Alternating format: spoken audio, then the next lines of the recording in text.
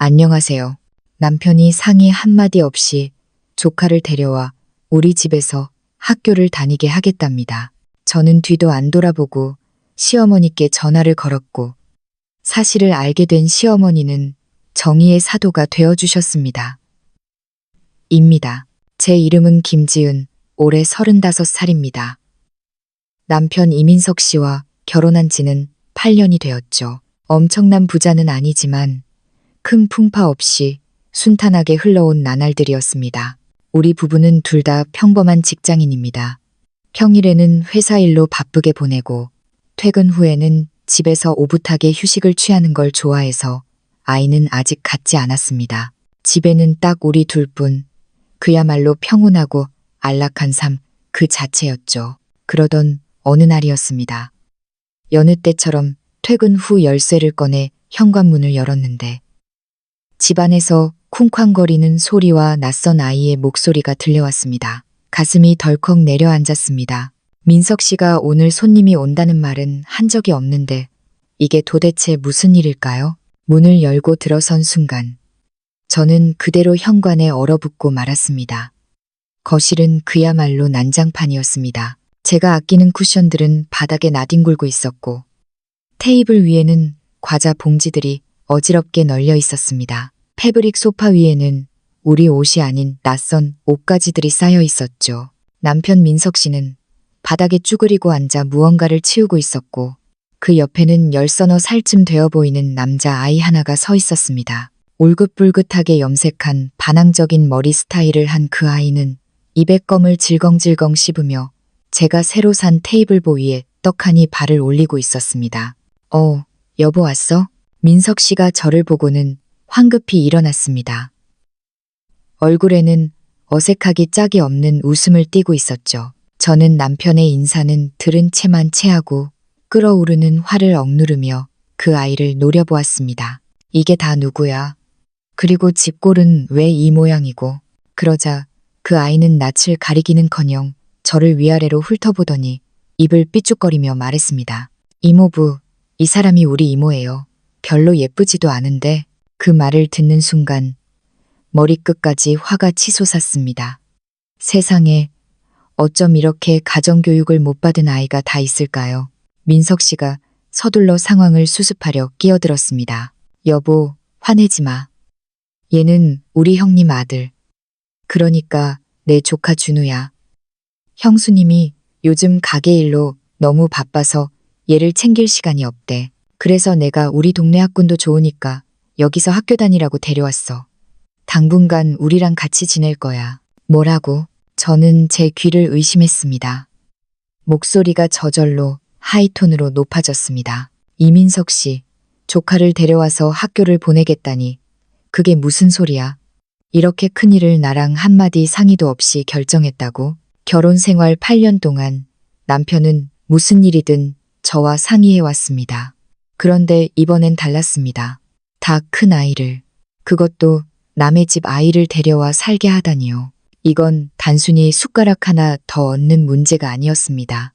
남편은 머리를 긁적이며 멋쩍게 말했습니다. 아니, 일이 너무 갑자기 터져서 그래. 어제 형님이 전화해서는 준우가 시골에서 하도 사고를 쳐서 학교에서 잘릴 판이라고 하더라고. 형이랑 형수님이 도저히 감당이 안 된다면서 나보고 좀 도와달라는데 가족끼리 어떻게 모른 척해. 그래서 일단 데려왔어. 당신 퇴근하면 말하려고 했지. 퇴근하면 말하려고 했다고? 기가 막혀서 헛웃음이 나왔습니다. 여보, 여기는 우리 두 사람의 집이야. 당신 혼자 사는 자취방이 아니라고. 사람 하나를 들인다는 건 우리 생활 패턴이 완전히 바뀐다는 뜻인데. 어떻게 나한테 한마디 말도 없이 결정할 수가 있어? 게다가 딱 봐도 보통 내기가 아닌데 우리 집 평화는 이제 끝난 거 아니야? 제 말을 듣고 있던 준우가 불만 가득한 표정으로 씹던 껌을 바닥에 쐰뱉으며 끼어들었습니다. 작은 엄마, 말씀이 좀 심하시네. 제가 뭐 어때서요? 우리 아빠가 그랬어요. 여기 있으면 생활비는 다 보내줄 거라고. 돈 주면 될 거 아니에요?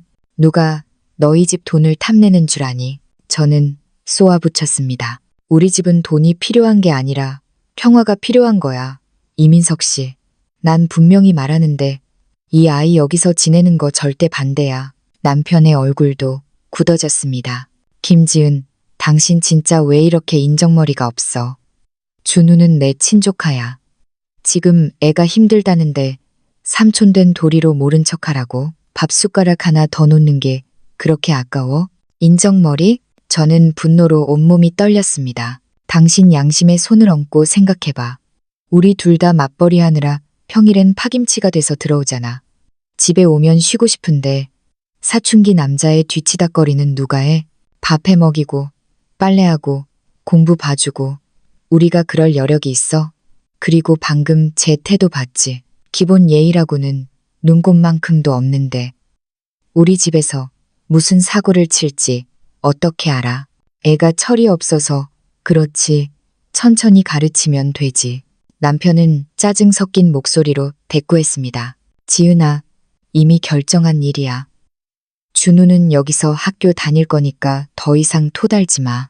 결정했다고? 저는 싸늘하게 웃었습니다. 착각하지 마. 이 집은 우리 공동명의야. 당신 혼자 결정할 권리 없어.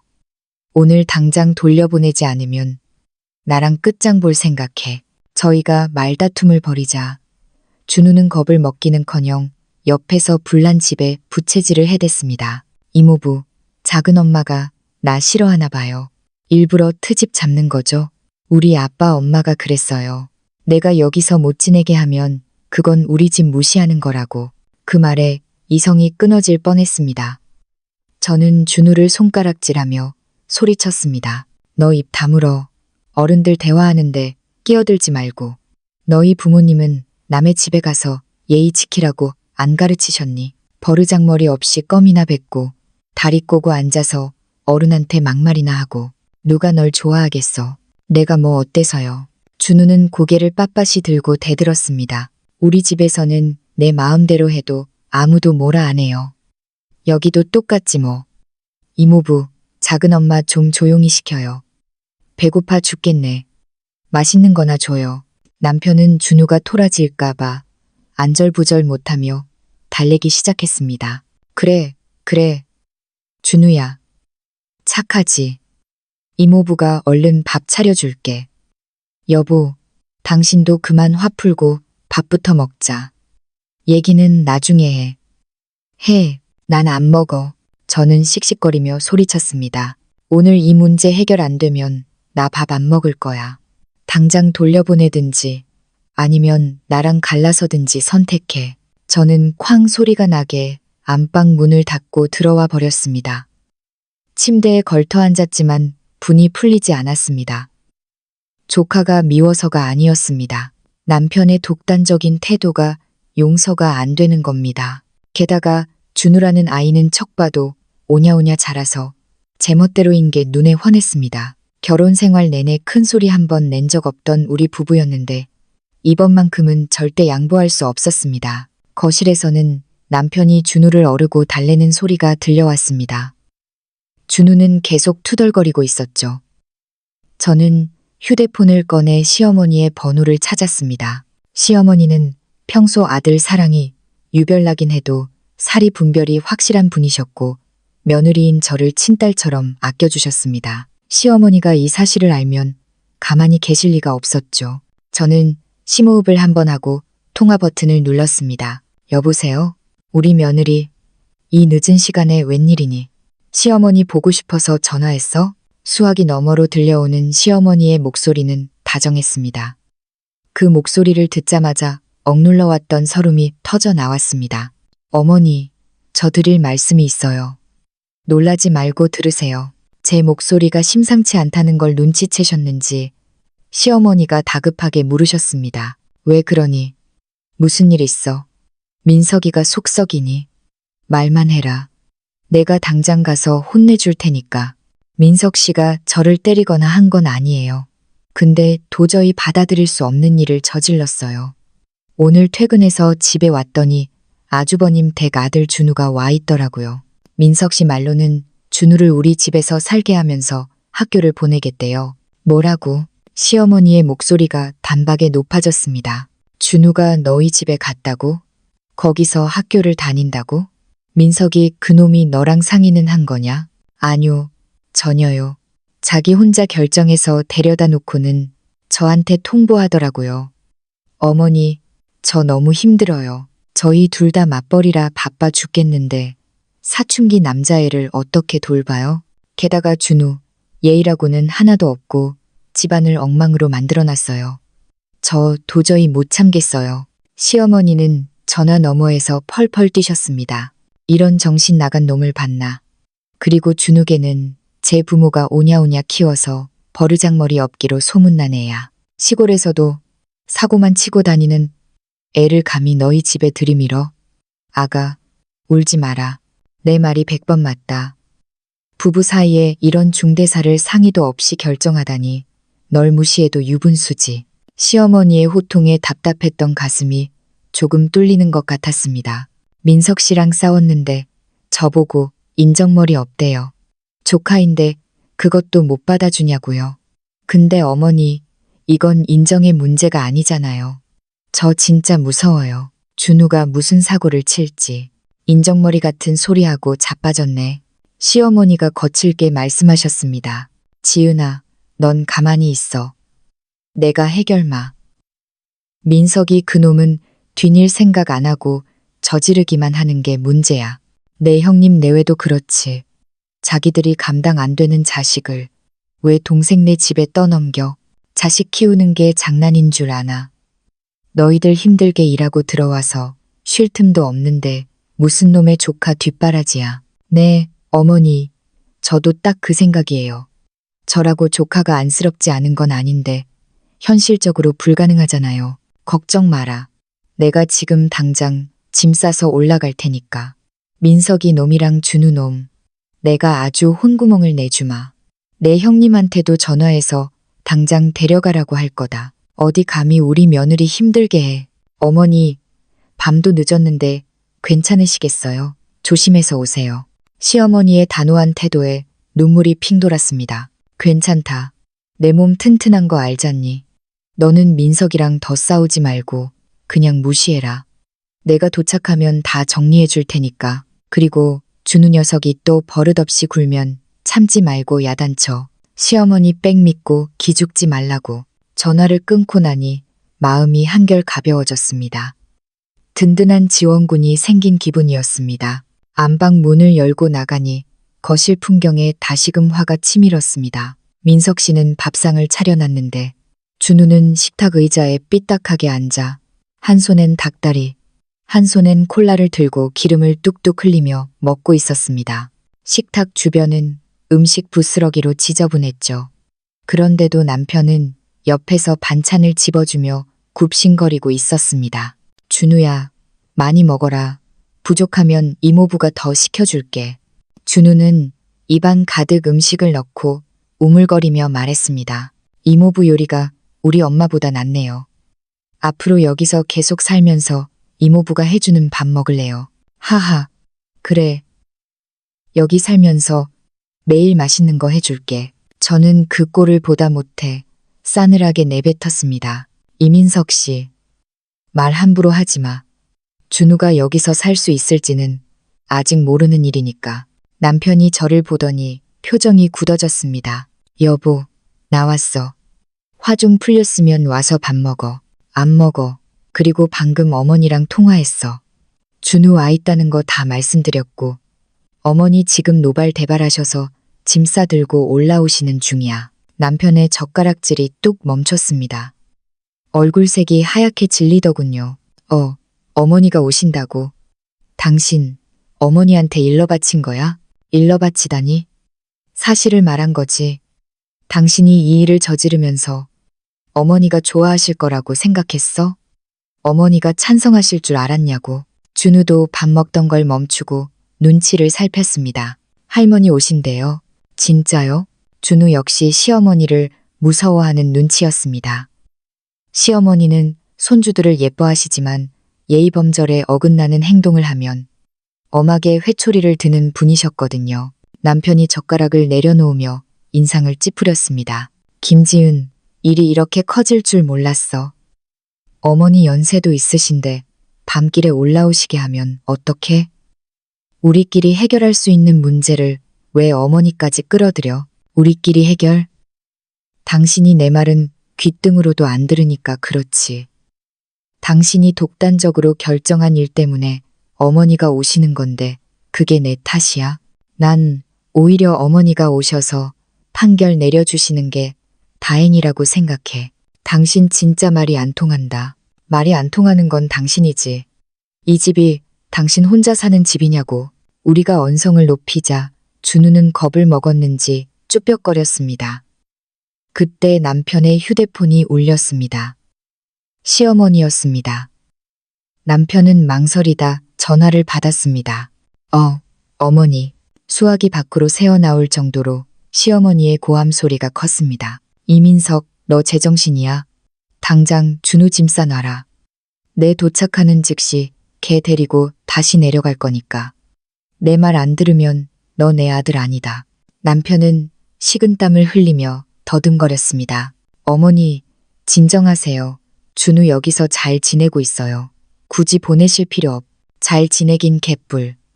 넌 지은이 생각은 안 하냐? 며느리 힘들게 하는 꼴. 내 눈에 흙이 들어가도 못 본다. 당장 준우 보낼 준비해. 전화는 뚝 끊겼습니다. 남편은 멍하니 휴대폰을 바라보았습니다. 시어머니가 이렇게까지 강경하게 나오실 줄은 몰랐던 모양입니다. 들었지? 어머니 오시면 끝이야. 후회해도 소용없어. 저는 냉정하게 말하고 다시 방으로 들어왔습니다. 3시간쯤 지났을까? 밤 11시가 넘어서 초인종이 울렸습니다. 저는 달려나가 문을 열었습니다. 흙먼지를 뒤집어 쓴 듯한 모습의 시어머니가 커다란 보따리를 들고 서 계셨습니다. 어머니, 고생하셨어요. 어서 들어오세요.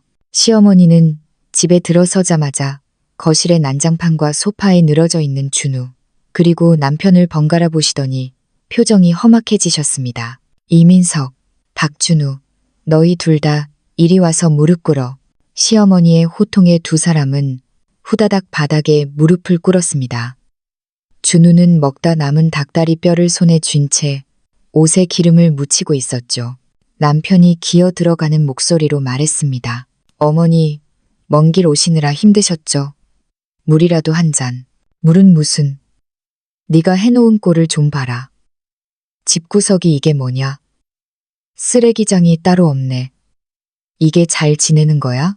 준우가 남편 뒤로 숨으며 중얼거렸습니다. 할머니, 이거 제가 안 그랬어요. 작은 엄마가. 시끄러워. 시어머니가 눈을 부라리셨습니다. 어디서 어른 탓을 해. 준우 너, 남의 집에 왔으면 예의를 지켜야지. 이렇게 난장판을 만들어 놓고 뻔뻔하게 굴어? 너희 부모가 그렇게 가르치더냐? 준우는 입을 꾹 다물고 고개를 숙였습니다. 남편이 변명하려 들었습니다. 어머니, 애가 어려서 그렇죠. 너무 뭐라 하지 마세요. 애가 철이 없으면 어른인 내가 똑바로 가르쳐야지. 이민석, 너 지은이랑 상의했어. 안 했어? 남편은 고개를 푹 숙였습니다. 가족끼리라. 상의할 겨를이 없었어요. 겨를이 없어. 이 집이 내 명의로만 돼 있냐. 지은이는 내 아내야. 집안 대소사는 당연히 상의해야지. 제멋대로 조카 데려다 놓고 아내 고생시킬 작정이었어. 맞벌이 하느라 고생하는 아내 생각은 안 하니? 잘못했습니다. 알면 됐다. 내일 날 밝는 대로 준우 데리고 시골로 내려간다. 토달지 마. 남편은 미련을 버리지 못하고 매달렸습니다. 어머니, 한 번만 봐주세요. 형수님이 너무 힘들어하셔서 그래요. 제가 잘 가르칠게요. 시끄럽다. 내가 정그렇게 하고 싶으면 내가 여기 눌러 앉아서 너희들 감시하마. 지은이 괴롭히는 꼴은 절대 못 본다. 시어머니의 단호함에 남편은 더 이상 대꾸하지 못했습니다. 준우는 상황이 불리하게 돌아가자 갑자기 소리쳤습니다. 할머니, 이모부는 나 좋아서 데려온 건데 작은 엄마가 나 싫어해서 쫓아내는 거잖아요. 작은 엄마 나빠. 이 녀석이 어디서. 시어머니가 옆에 있던 먼지떨이를 집어드셨습니다. 할머니한테 말대꾸하는 버릇은 어디서 배웠어? 오늘 내가 너 정신 차리게 해주마. 제가 말리는 신욕을 했습니다. 어머니, 참으세요. 애잖아요. 속으로는 시원했지만 겉으로는 말려야 했죠. 시어머니는 씩씩거리며 먼지떨이를 내려놓으셨습니다. 지은아, 네가 너무 착해서 탈이다. 이런 녀석은 따끔하게 혼을 내야 해. 준우는 울음을 터뜨리며 남편 품에 안겼습니다. 결국 남편은 백기를 들었습니다. 알겠어요, 어머니. 내일 데려다 줄게요. 그만하세요. 그제야 시어머니는 화를 가라앉히셨습니다. 남편과 준우는 밤늦도록 거실을 청소해야 했고 다음 날 아침 일찍 준우를 데리고 시골로 내려가기로 했습니다. 그날 밤 남편은 안방에 들어와 제 앞에 무릎을 꿇고 빌었습니다. 여보, 내가 진짜 잘못했어. 당신 마음 헤아리지 못하고 멋대로 굴어서 미안해. 앞으로는 절대 이런 일 없을 거야.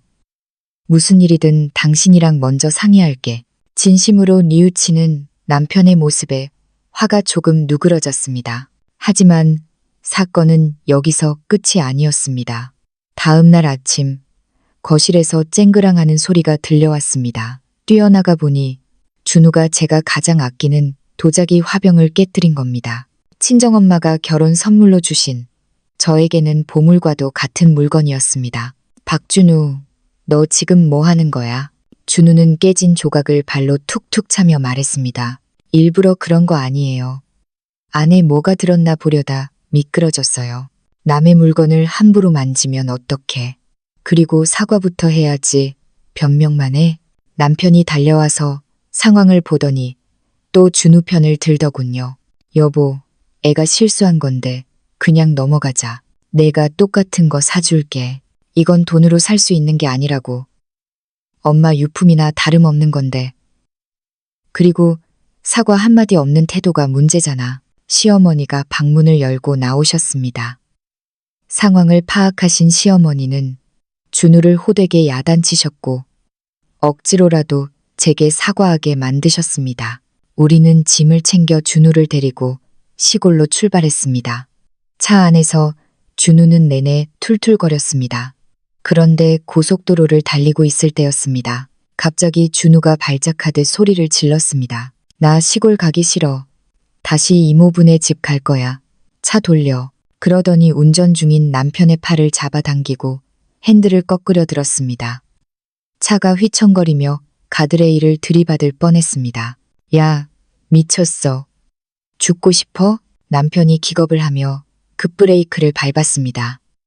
차는 갓길에 멈췄고 우리는 모두 사색이 되었습니다. 너 지금 뭐 하는 짓이야? 우리 다 죽일 셈이야. 남편이 처음으로 준우에게 진심으로 화를 냈습니다.